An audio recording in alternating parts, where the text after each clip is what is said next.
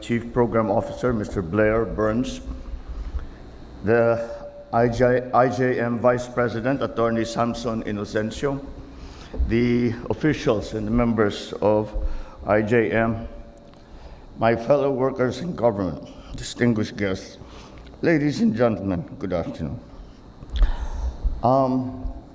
As I was listening to the young lady, and she is a lady, I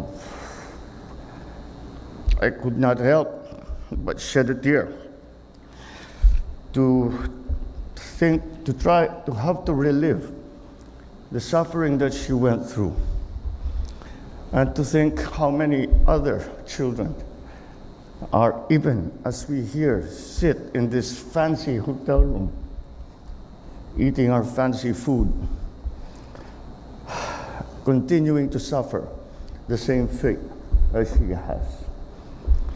And accompanying those tears that I just shed was a deep sense of shame, because we have not done enough for the Philippines to now be considered the epicenter of, let us not shorten it into a clinical term, OSAIC.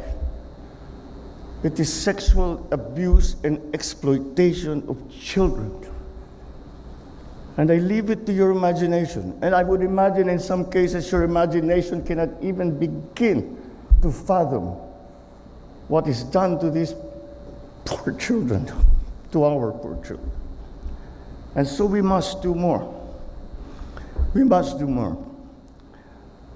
The Filipino culture, one of the most important parts of the Filipino culture is family.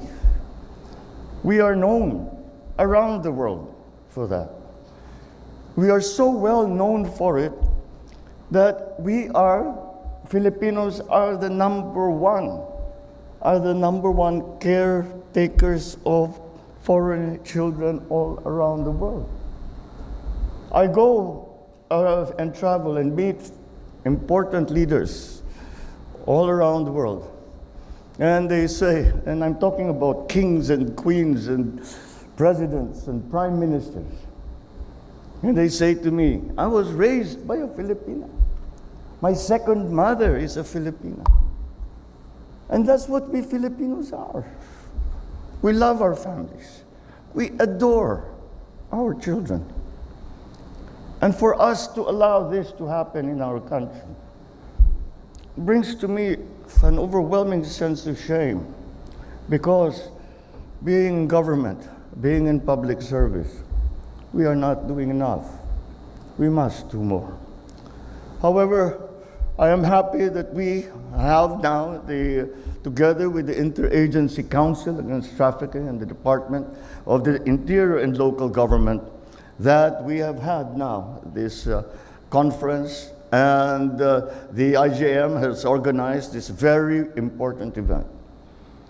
We are here today to confront one of the greatest challenges of our time. The challenges that we face in government are always the challenges that are brought to us by the future. And what exemplifies our future more, what symbolizes our future more than our children? And that is why this strikes at the very heart of our society.